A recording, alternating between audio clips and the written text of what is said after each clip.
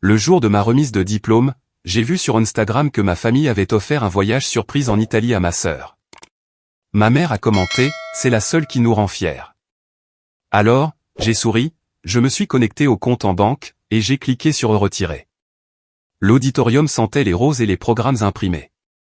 J'ai redressé ma toque pour la 100e fois, attendant dans la zone de rassemblement avec 200 autres diplômés. Dehors, les familles prenaient place, prenaient des photos, et gonflaient des ballons. Mon téléphone a vibré dans ma poche. Probablement une de mes colocataires qui me souhaitait bonne chance. Je l'ai sorti. Notification Instagram. Ma petite sœur, Avri, avait posté quelque chose. La photo s'est chargée lentement, révélant Avri debout devant une fontaine que j'ai immédiatement reconnue comme étant la fontaine de Trevi à Rome. Elle portait des lunettes de soleil surdimensionnées et ce sourire qu'elle avait perfectionné depuis le lycée, celui qui disait que tout lui venait facilement. La légende disait, voyage de remise de diplôme surprise. Les meilleurs parents du monde. Mon pouce a plané sur l'écran. Elle avait obtenu son diplôme d'un collège communautaire il y a 2 semaines, avec un diplôme d'associé. Moi, j'étais sur le point de traverser la Seine avec un Bachelor of Science en génie informatique, d'un des meilleurs programmes du pays, avec la mention summa cum laude, et une offre d'emploi déjà signée dans une grande entreprise de technologie à Austin. J'ai fait défiler jusqu'aux commentaires. Le premier m'a anéanti. Ma mère avait écrit, c'est la seule qui nous rend fiers. Notre magnifique fille mérite le monde. Déjà 43 j'aime. Ma tante Ruth avait commenté avec des émojis cœur. Des amis de la famille que je connaissais depuis toujours avaient ajouté leurs félicitations. Les diplômés, veuillez vous aligner par ordre alphabétique, a crié une coordinatrice. J'ai trouvé ma place dans la file, machinalement. La fille devant moi pleurait de joie, en retouchant son maquillage. Derrière moi, les parents de quelqu'un s'étaient faufilés en coulisses pour un dernier câlin. Autour de moi, il y avait de la joie, de l'attente, l'aboutissement de 4 années de travail acharné. Et moi, je lisais ce commentaire, encore et encore, c'est la seule qui nous rend fiers. Mon téléphone est resté dans ma main pendant toute la cérémonie. J'ai marché quand ma rangée s'est levée. J'ai monté les marches de la scène quand mon nom a été appelé. Patricia Richardson, diplômée summa cum laude, récipiendaire du prix d'excellence Goldstein pour réalisation exceptionnelle en génie informatique. J'ai serré la main du doyen. J'ai accepté mon diplôme. J'ai souri pour le photographe. Pendant tout ce temps, les mots de ma mère me brûlaient derrière les yeux. Je les avais appelés la semaine dernière pour confirmer leur venue. On verra, ma chérie, avait dit ma mère, de cette voix vague qu'elle utilisait quand elle ne voulait pas s'engager. C'est un long trajet, et ton père a été si fatigué ces derniers temps. En plus, Avri a besoin d'aide pour certaines choses. C'est ma remise de diplôme universitaire, avais-je dit doucement. Je sais, ma puce. Nous sommes très fiers. On fera de notre mieux. Ils n'avaient rien essayé du tout. Ils avaient acheté des billets d'avion pour l'Italie à la place. Après la fin de la cérémonie, je suis resté dans la foule des familles en fête, et j'ai regardé tout le monde se faire emporter dans des étreintes. Ma colocataire Jessica a retrouvé ses parents et a fondu en larmes. Le professeur Kim félicitait les étudiants, en prenant des photos. Quelqu'un avait apporté un gâteau entier. J'ai rouvert Instagram et j'ai regardé la publication. Avri avait maintenant ajouté une story, une vidéo d'elle-même tourbillonnant devant le Colisée, riant pendant que mon père la filmait. Il avait l'air en meilleure santé qu'il ne l'avait été depuis des années, pas fatigué du tout. Ce soir-là, de retour dans mon appartement, je me suis assise à mon bureau et j'ai fixé mon diplôme, cette chose pour laquelle j'avais tout sacrifié. 4 ans de journée de 18 heures, de petits boulots de tutorat et de postes de recherche pour payer ce que les bourses ne couvraient pas, de fêtes manquées, de vacances de printemps et d'expériences universitaires normales, parce que j'étudiais toujours. J'ai pensé à mes 12 ans, montrant mon bulletin à mes parents, que des A pour la 5e année consécutive. Ma mère y avait jeté un coup d'œil en préparant le dîner. C'est bien, ma chérie. As-tu vu qu'Avri a été prise dans l'équipe de cheerleading? On est si content pour elle. Avri avait 8 ans. J'avais eu une moyenne parfaite pendant toute ma carrière scolaire. J'ai pensé à mes 16 ans, remportant le concours scientifique régional. J'avais appelé mes parents depuis la compétition, la voix tremblante d'excitation. C'est merveilleux, avait dit mon père. Écoute, on est au récital de danse d'Avri en ce moment. On peut en parler plus tard? Ils avaient oublié de rappeler. J'ai pensé à mes 19 ans, appelant à la maison pendant mon premier semestre à l'université. Je viens de réussir mon examen le plus difficile. Ma mère m'avait interrompu à mi-chemin. Oh, Patricia, je dois y aller. Avery vient de m'envoyer un texto, elle a besoin qu'on vienne la chercher à l'entraînement de foot. Chaque réussite, chaque prix, chaque accomplissement, accueilli au mieux par de la distraction, au pire par de l'indifférence. Et Avery, qui avait à peine maintenu une moyenne de C au lycée, qui avait fait la fête pendant 2 ans au collège communautaire, qui n'avait jamais travaillé plus dur que ce qui était absolument nécessaire pour quoi que ce soit, elle avait eu l'Italie, la fierté, et une déclaration publique selon laquelle elle était la seule enfant digne d'être célébrée. J'ai ouvert mon ordinateur portable. Il y a 6 ans, quand j'ai eu 18 ans, mon grand-père est décédé. Il avait laissé à ses 3 petits-enfants des héritages égaux, 50 000 € chacun pour moi, Avery, et notre cousin Trevor. Mais Avery et moi étions mineurs pour accéder à l'argent, il avait donc été placé sur des comptes en fiducie gérés par nos parents. Quand j'ai eu 18 ans, mes parents m'avaient convaincu de garder mon argent sur le compte. C'est plus sûr comme ça, avait dit mon père. Tu es si occupé avec tes études, tu n'as pas besoin de la distraction de la gestion financière. Nous le garderons investi pour toi jusqu'à ce que tu obtiennes ton diplôme.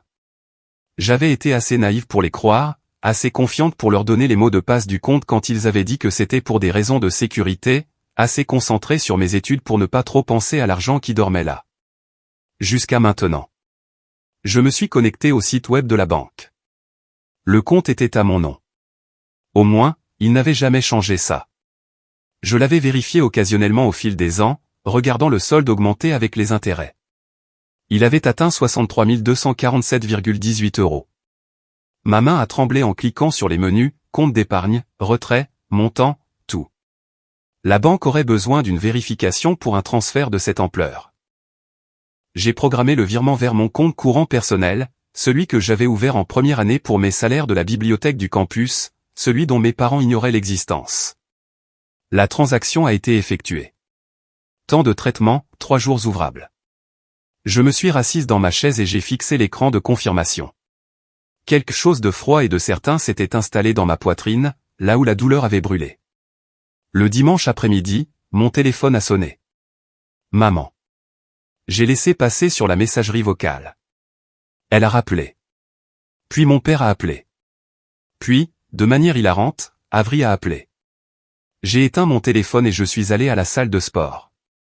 Quand je l'ai rallumé 2 heures plus tard, j'avais 17 appels manqués et une série de textos de plus en plus frénétiques. Maman, Patricia, appelle-moi immédiatement. Il y a eu une sorte d'erreur bancaire. Maman, c'est sérieux. Quelqu'un a accédé à ton compte.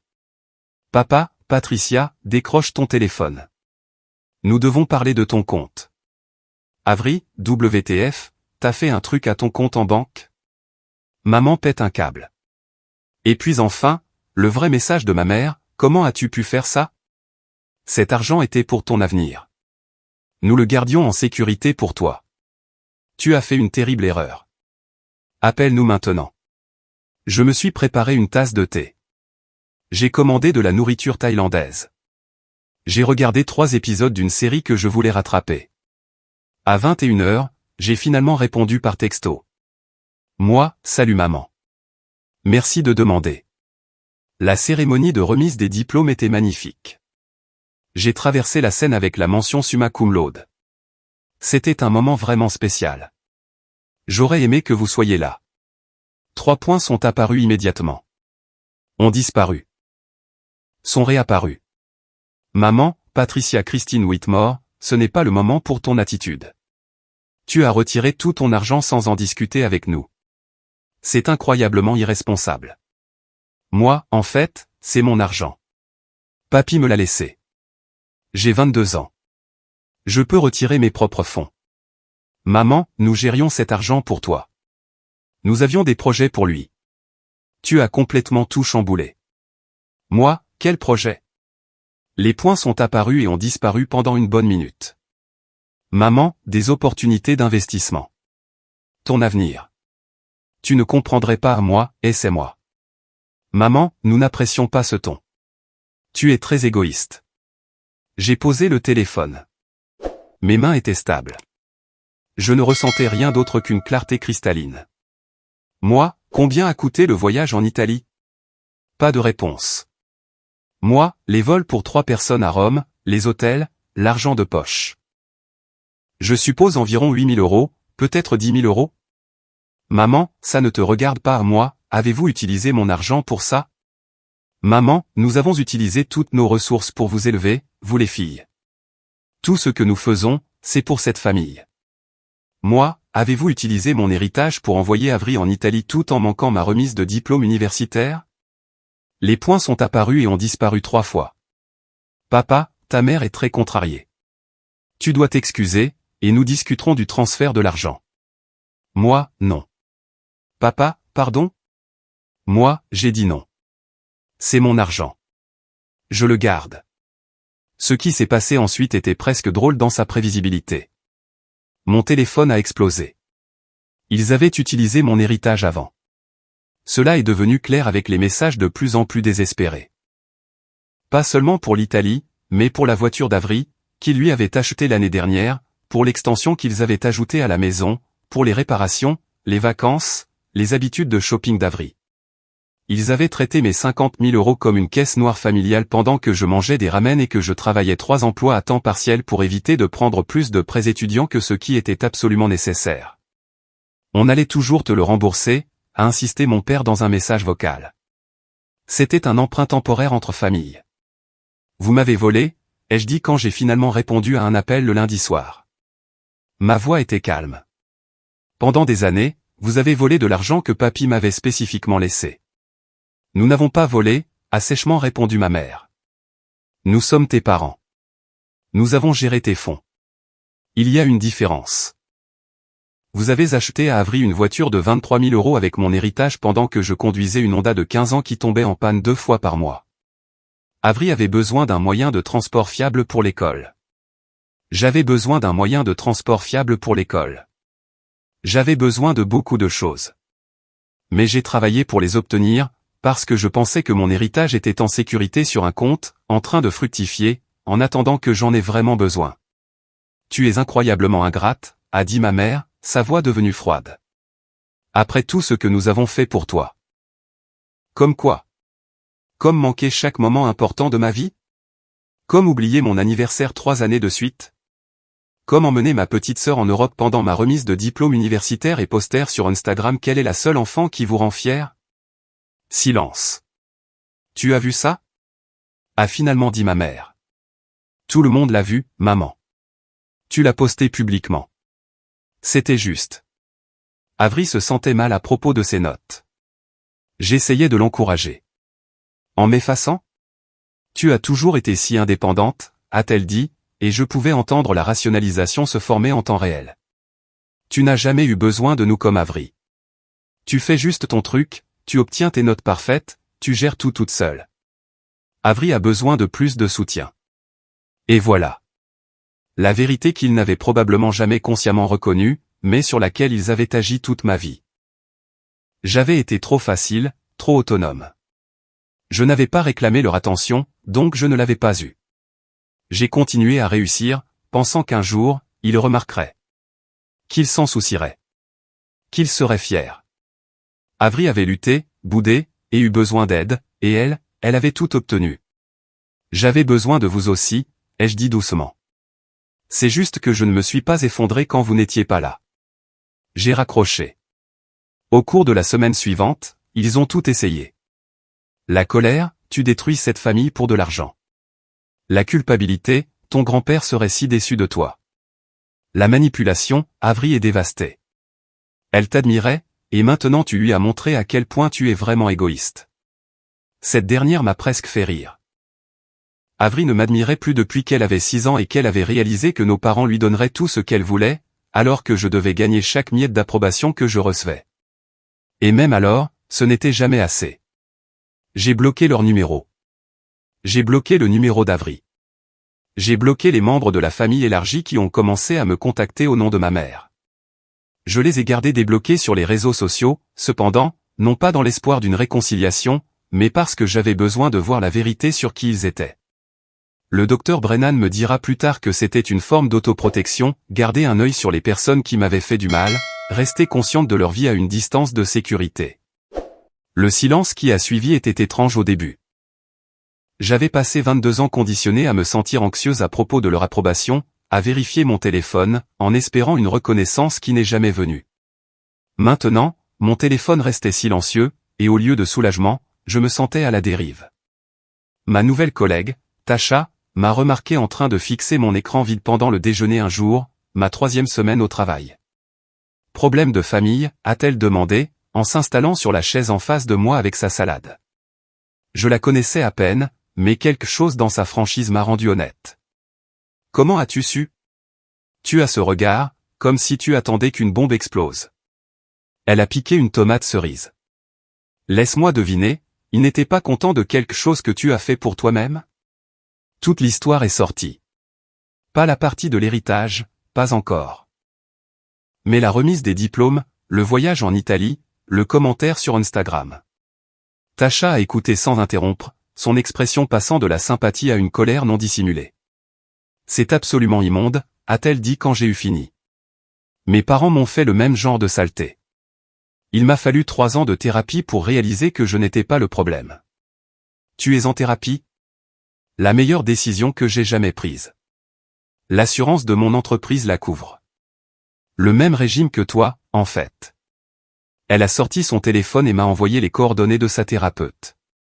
Dr Sarah Brennan. Elle est spécialisée dans les systèmes familiaux et la négligence émotionnelle dans l'enfance. Ça a changé toute ma perspective. J'ai fixé les coordonnées pendant 2 jours avant d'appeler. Le premier rendez-vous disponible était dans 3 semaines. Je l'ai pris. Le bureau du docteur Brennan n'avait rien à voir avec ce à quoi je m'attendais. Pas de divan en cuir, pas de bloc-notes, juste 2 fauteuils confortables, un éclairage doux, et une femme dans la cinquantaine avec des yeux bienveillants, et un style de communication extrêmement direct. Dites-moi pourquoi vous êtes ici, a-t-elle dit lors de notre première séance. Je lui ai tout raconté. Elle n'a pas réagi avec choc ou sympathie. Elle a simplement écouté, posant occasionnellement des questions de clarification.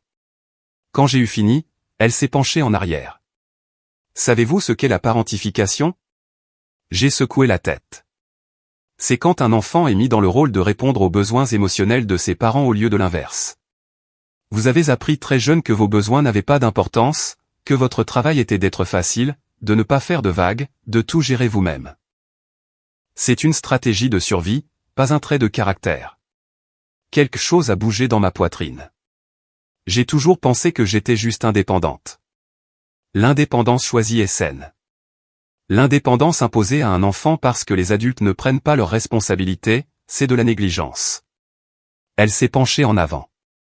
Vos parents vous ont appris que l'amour était conditionné au fait d'être parfaite et peu exigeante. Puis ils ont donné toute leur attention à votre sœur, qui n'était ni l'une ni l'autre. Ce n'est pas un reflet de votre valeur. C'est un reflet de leurs limites en tant que parents. J'ai pleuré pendant la majeure partie de cette première séance. Et de la deuxième.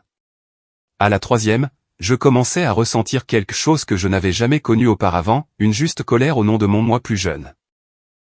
La fillette de 12 ans avec que des acquis avaient été ignorés, la lauréate du concours scientifique de 16 ans qui avait été interrompue, la jeune femme de 19 ans qui avait cessé d'appeler à la maison parce que ça faisait trop mal d'entendre le désintérêt dans leur voix. Que dois-je faire de cette colère, ai-je demandé au docteur Brennan. Vous vous laissez la ressentir. La colère est une information. Elle vous dit qu'une limite a été franchie. Pour vous, environ 1 millier de limites ont été franchies, et vous ne vous êtes jamais permis de le reconnaître. Entre les séances de thérapie, je me suis jeté dans le travail. Mon chef de projet, Marcus, était tout ce qu'un mentor devrait être, exigeant mais encourageant, direct mais juste. Il remarquait quand je contribuais avec de bonnes idées. Il se souvenait de détails que j'avais mentionnés lors de réunions précédentes. Un après-midi, 6 semaines après mon arrivée, il s'est arrêté à mon bureau. Cette optimisation que tu as suggérée pour la requête de la base de données? On l'a mise en place. Ça a réduit le temps de traitement de 40%. J'ai mentionné ta contribution lors de la réunion avec les parties prenantes. J'ai figé. Tu m'as donné le crédit? Il a eu l'air perplexe. Bien sûr. C'était ton idée. Une si petite chose. Une interaction professionnelle si normale. Mais j'ai dû m'excuser pour aller aux toilettes, parce que des larmes me brûlaient les yeux. J'ai envoyé un texto à Tasha. Moi, c'est bizarre que j'ai failli pleurer parce que mon patron m'a donné le crédit pour mon travail. Elle a répondu immédiatement. Tasha, pas bizarre. Réponse traumatique. Tu n'es pas habitué à être vu. Ça devient plus facile. Elle avait raison.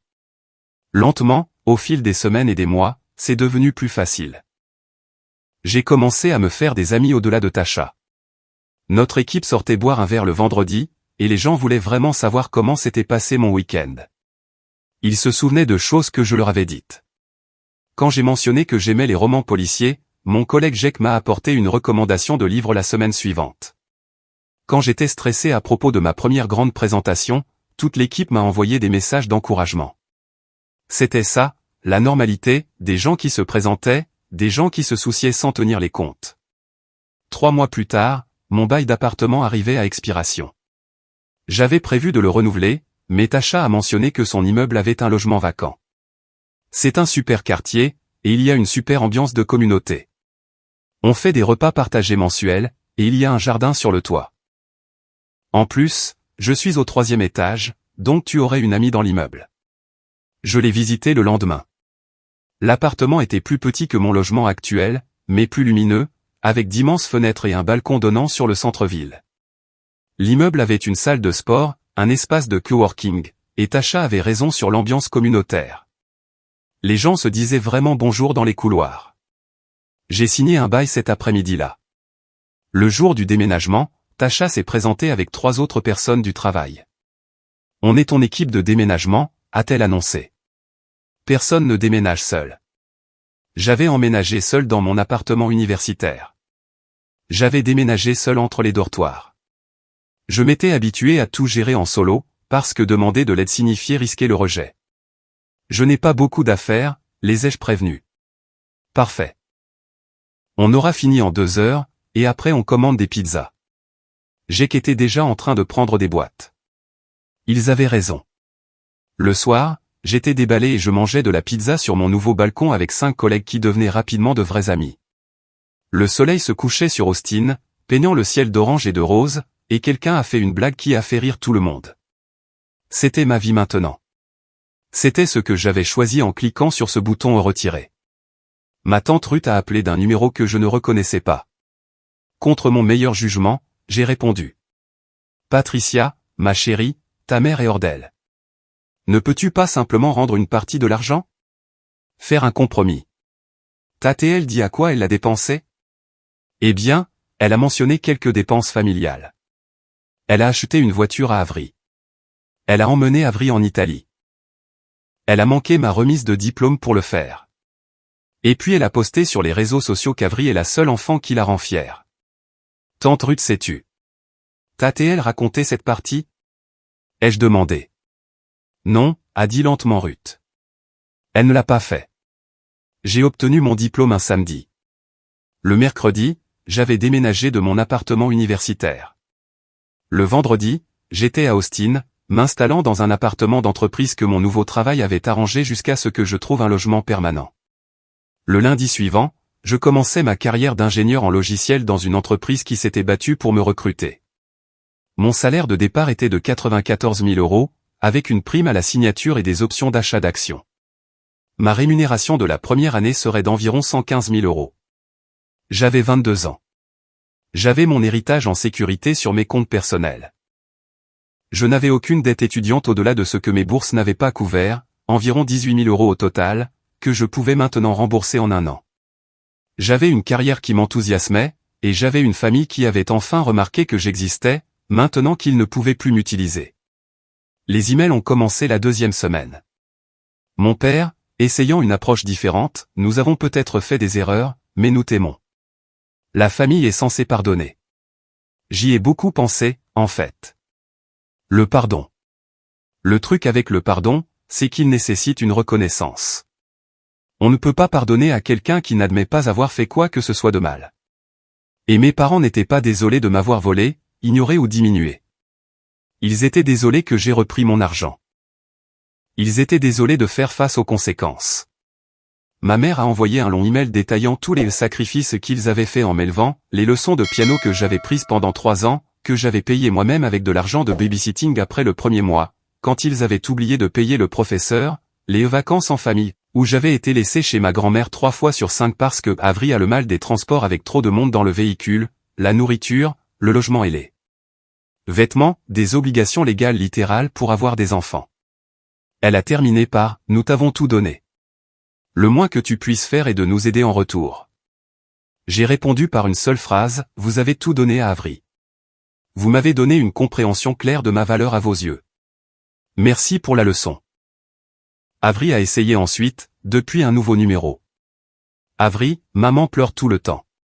Papa est stressé par l'argent. Tu as eu ce que tu voulais. Tu as pris ton argent. Tu ne peux pas juste leur parler? Moi, il dit à quoi ils l'ont dépensé? Avery, des trucs de famille. Et alors? C'est ce que fait la famille. Moi, ils t'ont acheté une voiture avec mon héritage. Les points sont apparus et ont disparu plusieurs fois. Avery, je ne savais pas ça. Moi, maintenant tu le sais.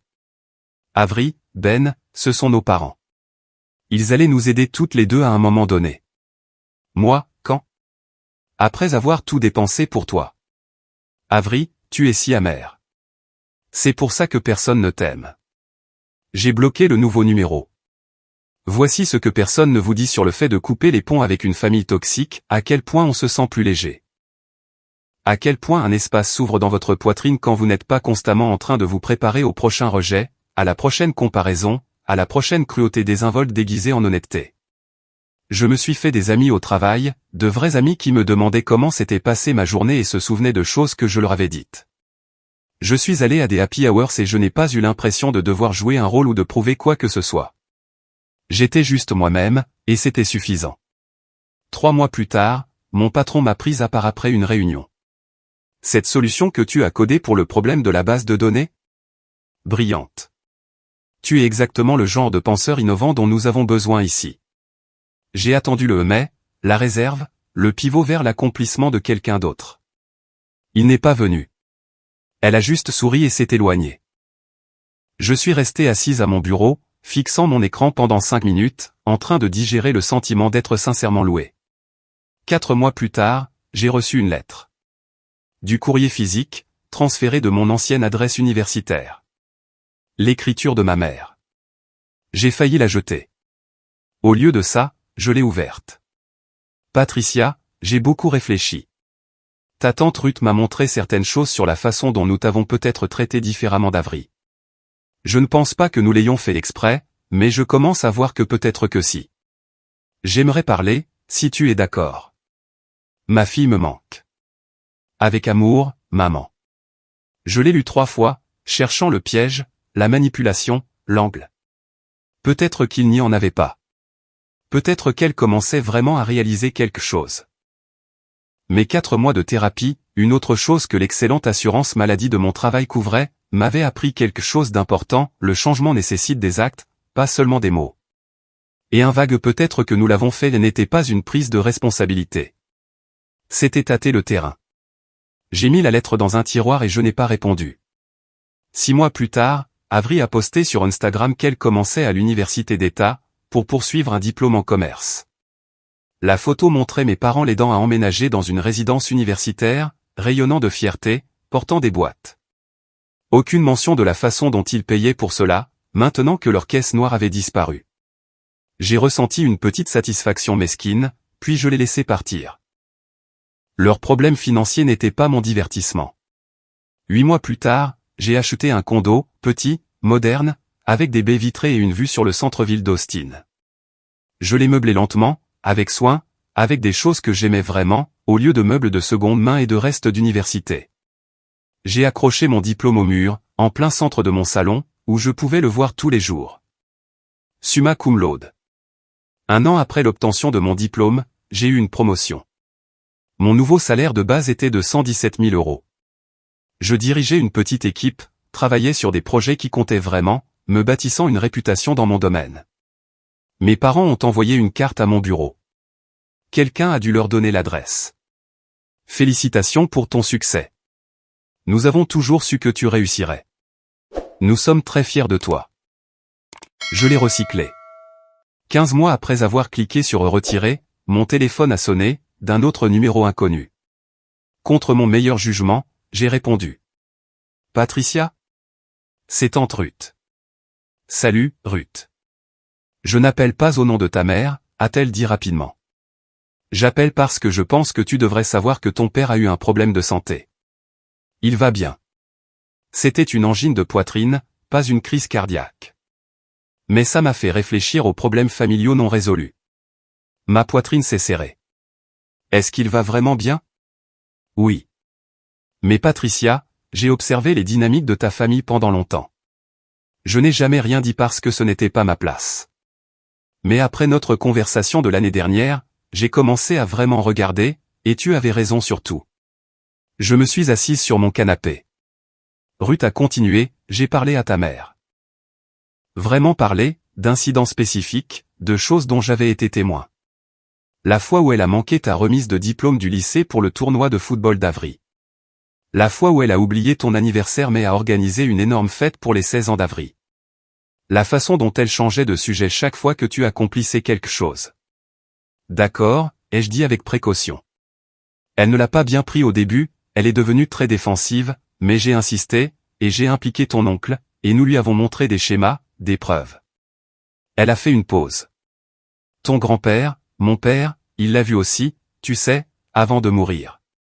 Il m'a dit une fois qu'il s'inquiétait pour toi, qu'il voyait comment tu étais négligé. C'est pourquoi il s'est assuré que l'héritage soit égal, même si tes parents n'arrêtaient pas de suggérer qu'Avry avait besoin de plus de soutien. Quelque chose s'est fissuré dans ma poitrine. Mon grand-père m'avait vu, il avait su. Ta mère va en thérapie, a dit Ruth. J'ai insisté. Et ton père aussi. Il travaille sur certaines choses. Je ne te dis pas ça parce que je pense que tu leur dois le pardon ou le contact. Je te le dis parce que tu mérites de savoir que les gens reconnaissent enfin la vérité. Merci, ai-je réussi à dire. Tu ne leur dois rien, a dit fermement Ruth. Mais si jamais tu décides de vouloir une relation à nouveau, je pense qu'ils pourraient vraiment être capables de changer maintenant. Un vrai changement, pas seulement des mots. Nous avons parlé pendant 1 heure. Elle m'a mise au courant des nouvelles de la famille. Avry avait des difficultés à l'université, ce qui n'a surpris personne. Mes parents avaient pris un conseiller financier et géraient apparemment les dettes qu'ils avaient accumulées. Des drames familiaux élargis que j'avais manqués. C'était comme parler à une amie, pas à une obligation. Après avoir raccroché, j'ai sorti la lettre de ma mère d'il y a des mois. Je l'ai relue avec un nouveau contexte. Peut-être qu'elle avait commencé à le voir. Peut-être que la thérapie aidait. Peut-être qu'il changeait. Mais je changeais aussi. J'avais construit une vie sans eux, une belle vie, une vie où j'étais valorisé, respecté et vu. La question n'était pas de savoir s'ils méritaient mon pardon. La question était de savoir si je les voulais de retour dans mon monde, même une version réformée d'eux. Je ne connaissais pas encore la réponse, et c'était bien comme ça. Le docteur Brennan et moi avons travaillé sur cette question pendant plusieurs mois. Elle m'a fait faire un exercice qui semblait ridicule au début, mais qui s'est avéré transformateur. Écrivez une lettre à vos parents, a-t-elle dit. Pas pour l'envoyer, juste pour traiter. Dites-leur tout ce que vous avez besoin qu'ils entendent. J'ai passé 2 semaines sur cette lettre. Elle a fini par faire 12 pages, interlignes simples. Chaque blessure, chaque rejet, chaque moment où j'avais ravalé mes sentiments pour garder la paix. Les fêtes d'anniversaire où Avry avait une célébration et moi une carte. Les événements scolaires qu'ils avaient manqués. La façon dont ma mère soupirait d'impatience quand j'essayais de partager de bonnes nouvelles. J'ai écrit sur le fait d'avoir 7 ans et de gagner le concours d'orthographe de l'école, comment j'avais couru à la maison, éclatant de fierté, serrant mon certificat. Ma mère était au téléphone avec sa sœur, et elle m'avait fait signe de m'éloigner avec impatience. Quand elle avait finalement raccroché 20 minutes plus tard, j'ai réessayé de le lui dire. C'est bien, ma puce, avait-elle dit, jetant à peine un coup d'œil au certificat avant de se replonger dans son magazine. J'ai écrit sur le fait d'avoir 14 ans et d'être au tableau d'honneur pour le 8e semestre consécutif. J'avais mis le certificat sur le réfrigérateur moi-même, parce que personne d'autre ne le ferait. Il était resté là pendant 2 jours avant que ma mère ne le retire pour faire de la place pour le bulletin d'autorisation d'Avry pour une sortie scolaire. J'ai écrit sur chaque matin de Noël où la pile de cadeaux d'Avry éclipsait la mienne. Tu es tellement plus facile à gâter, disait toujours ma mère. Tu n'aimes que les livres. Comme si mon habitude de lecture était un inconvénient plutôt que quelque chose à encourager. En me relisant cette lettre dans le bureau du docteur Brennan, j'ai finalement compris quelque chose de crucial. Mes parents n'avaient pas seulement été négligents. Ils avaient été activement nuisibles. Ils m'avaient appris que ma valeur résidait dans le fait d'être invisible, de n'avoir besoin de rien, de me faire plus petite pour qu'Avry puisse briller plus fort. Que voulez-vous faire de ça, a demandé le docteur Brennan. Je ne sais pas. Une partie de moi veut l'envoyer. Une partie de moi pense que ça ne sert à rien. Qu'est-ce que l'envoi accomplirait? J'y ai pensé. Ça me ferait me sentir entendu, peut-être. Mais seulement s'ils écoutaient vraiment. Et je ne suis pas sûr qu'ils en soient capables. Alors peut-être que la question est, avez-vous besoin qu'ils l'entendent, ou avez-vous besoin de le dire? Je l'avais déjà dit, écrit, traité. La lettre avait fait son travail. Je l'ai brûlée dans ma cheminée ce soir-là, regardant 12 pages de douleur se recroqueviller en cendres. C'était cérémoniel, final. Le travail a continué à être une source de joie inattendue. 10 mois plus tard, Marcus m'a appelé dans son bureau. On agrandit l'équipe, et je veux que tu passes des entretiens avec moi.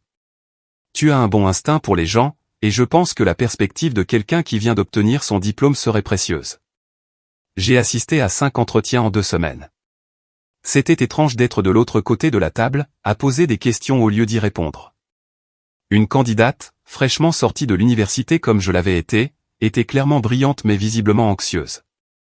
Après l'entretien, Marcus m'a demandé mon avis. Elle est incroyablement talentueuse, ai-je dit.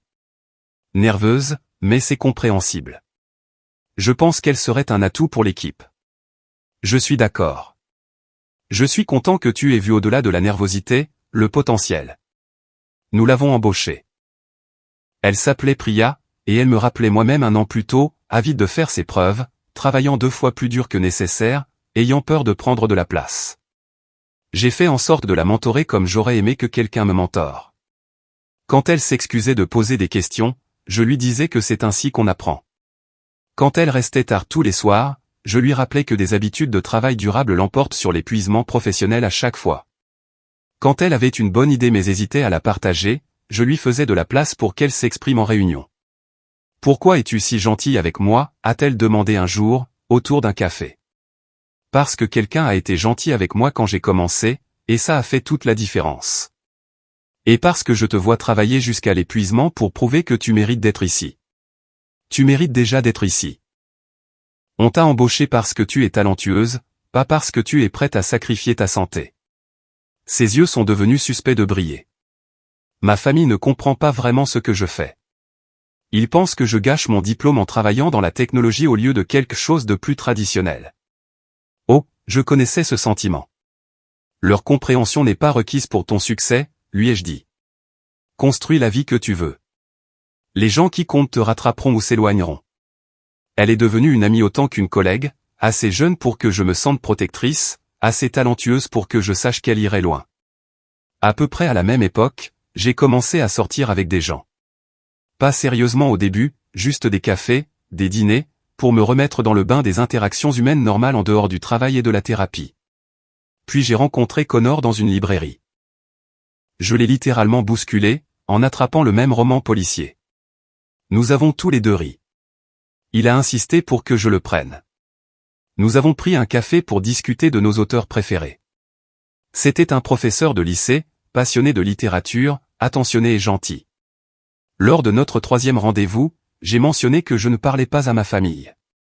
C'est difficile, a-t-il demandé, sans jugement dans sa voix. Parfois. La plupart du temps, c'est paisible. Ma famille est un chaos, a-t-il dit. Bruyante, toujours fourrée dans les affaires des autres. Dramatique. Mais ils sont là, tu sais, quand ça compte.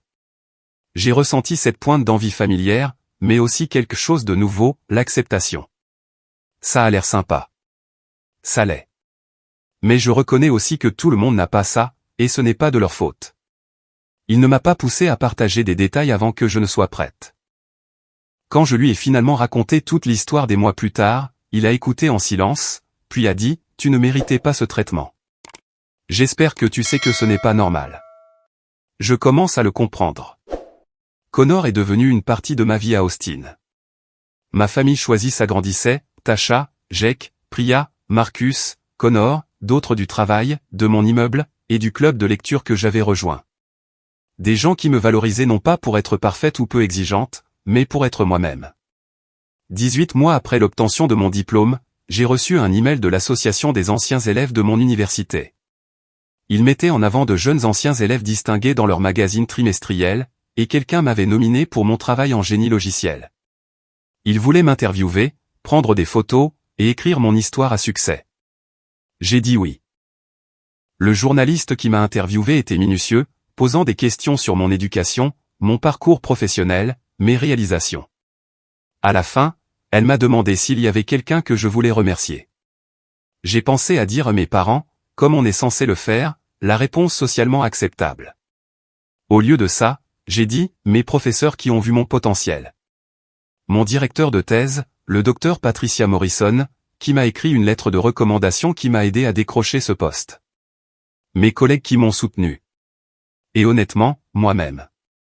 J'ai travaillé incroyablement dur pour en arriver là.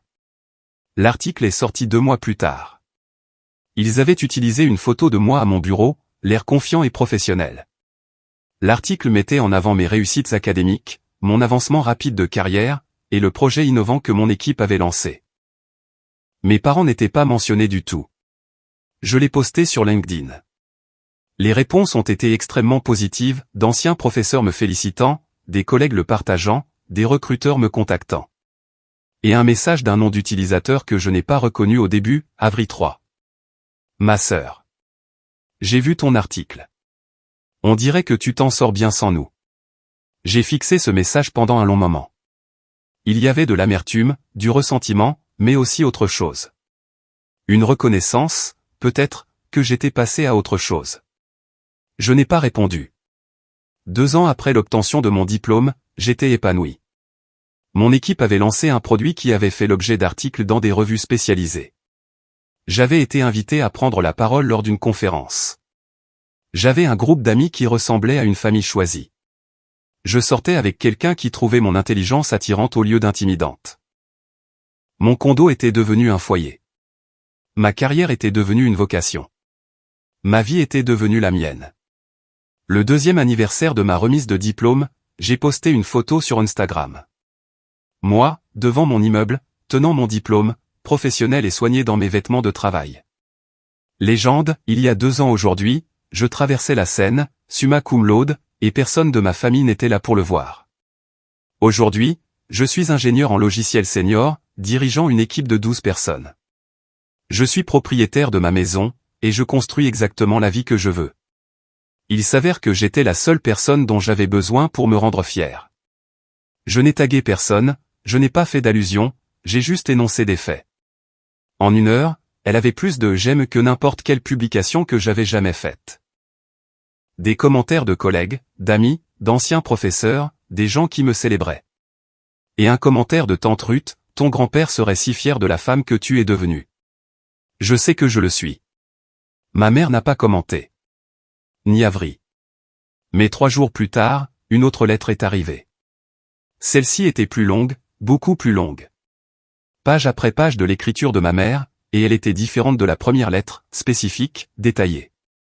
Elle a énuméré des moments, des fois où elle m'avait rejeté, des réussites qu'elle avait à peine reconnues, des comparaisons qu'elle avait faites, l'argent de l'héritage qu'elle avait dépensé, le voyage en Italie pendant ma remise de diplôme, le commentaire sur Instagram. Elle n'a rien excusé. Elle n'a pas justifié, elle a juste reconnu, s'est excusée, et a pris ses responsabilités. J'ai été une mauvaise mère pour toi, a-t-elle écrit. Je peux énumérer des raisons, ma propre enfance, mes insécurités, la façon dont les difficultés d'Avri ont activé mes instincts protecteurs alors que ta compétence me rendait complaisante. Mais les raisons ne sont pas des excuses. Je t'ai fait défaut. Je le vois maintenant. Je suis si profondément désolé. Elle a terminé par « Je n'attends pas de pardon. Je n'attends pas de relation. J'avais juste besoin que tu saches que je vois enfin ce que j'ai fait. Tu mérites mieux. Tu méritais tout, et tu t'es donné ce que j'aurais dû te donner, la reconnaissance, la fierté, le soutien. Je suis désolé de t'avoir fait faire ça seule, mais je suis reconnaissante que tu aies été assez forte pour survivre à mes échecs. J'espère que ta vie est tout ce pourquoi tu as travaillé. Avec amour, maman. J'ai pleuré en la lisant. Pas parce que ça réparait quoi que ce soit. Ça ne le faisait pas. Pas parce que ça effaçait la douleur. Ça ne le pouvait pas. Mais parce que finalement, quelqu'un de ma famille m'avait vraiment vu. J'ai mis la lettre dans le tiroir de mon bureau, à côté de mon contrat de travail, de mes papiers d'hypothèque, de ma lettre de promotion, les documents de la vie que j'avais construite. Je n'ai pas répondu tout de suite. Peut-être que je le ferai un jour, peut-être pas. Le bouton retirer sur lequel j'avais cliqué il y a 2 ans avait fait plus que transférer de l'argent. Il avait rompu une obligation que j'avais portée toute ma vie, l'obligation de continuer à essayer de gagner l'amour de personnes qui avaient déjà décidé que je ne valais pas leur attention. J'avais repris plus que mon héritage. J'avais repris mon pouvoir, mon récit, mon avenir. Et j'avais appris la leçon la plus importante, la seule personne qui avait besoin de me rendre fier, c'était moi-même. J'ai continué à aller en thérapie. Connor et moi nous sommes rapprochés. Le travail est devenu plus épanouissant à mesure que je prenais en charge des projets plus importants et que je mentorais plus d'ingénieurs juniors. Mon équipe me faisait confiance. Mon manager me respectait. Mes amis me soutenaient. Et ma famille est restée silencieuse jusqu'à un soir, près de 2 ans et demi après l'obtention de mon diplôme. J'ai reçu un email de mon père. Objet, bonjour, Patricia. Le message était court. Patricia, je sais que nous n'avons aucun droit de te demander quoi que ce soit. Je n'écris pas pour demander. Ta mère m'a montré la lettre qu'elle t'a envoyée. Elle pensait chaque mot. La thérapie a été difficile mais révélatrice pour nous deux. Je ne prétendrai pas que nous ne t'avons pas fait défaut. Nous l'avons fait. Et je suis désolé. Je suis vraiment désolé. Je n'attends rien de toi, mais je voulais que tu saches que je suis fier de toi. Papa. Je suis resté très immobile. Ce n'était pas manipulateur. Ce n'était pas culpabilisant. Ce n'était pas exigeant. C'était juste honnête. Ce soir-là, j'en ai parlé à Connor. Comment te sens-tu? A-t-il demandé. Je ne sais pas, confuse, triste, soulagée, en colère, tout ça à la fois. Veux-tu répondre? J'y ai pensé. Non. Pas encore. Peut-être un jour, peut-être jamais. Mais je suis contente qu'il le voie enfin. Il a hoché la tête. Quelle que soit ta décision, c'est ton choix, pas le leur. Des mois ont passé. Ma vie a continué. J'ai dirigé un lancement de produits majeurs. Priya a été promue et m'a remercié dans son discours d'annonce, ce qui m'a fait pleurer dans les toilettes. Tasha et moi avons organisé une fête d'anniversaire commune sur le toit. Connor et moi sommes allés à mon tout premier Thanksgiving avec sa famille, un tourbillon de rire, de bruit et de chaleur qui m'a laissé à la fois dépassé et profondément réconforté. J'ai arrêté de vérifier mes disques durs pour voir si ma famille avait posté quelque chose. J'ai arrêté de me demander si j'aurais de leurs nouvelles. J'ai arrêté de rejouer les souvenirs d'enfance, à la recherche d'explications.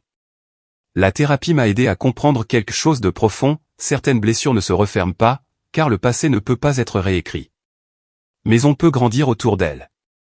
On peut construire une vie si pleine que les parties vides cessent de vous définir. 4 ans après avoir cliqué sur retirer, je me tenais dans mon condo, regardant le soleil se lever sur Austin, buvant du café dans une tasse que Connor m'avait achetée et qui disait « Fier de toi » en lettres grasses.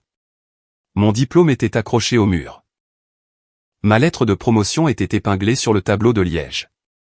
Les notes et les cartes de mes amis et les blagues internes encombraient mon réfrigérateur. Mon avenir me semblait grand ouvert, à moi. J'ai repris la 2e lettre de ma mère, j'ai lu le dernier paragraphe, puis je l'ai reposé doucement.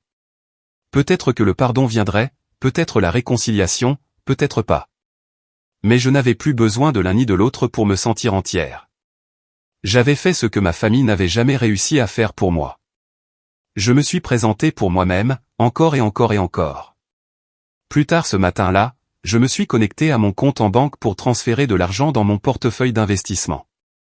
L'héritage, ce qu'il en restait après des années de croissance, était toujours là. Mais il signifiait quelque chose de différent maintenant. Ce n'était pas un symbole de ce que mes parents avaient pris. C'était un symbole de ce que j'avais récupéré. Et en fermant l'application bancaire, j'ai murmuré, non pas par amertume, mais par vérité, je me suis rendu fier. C'était suffisant.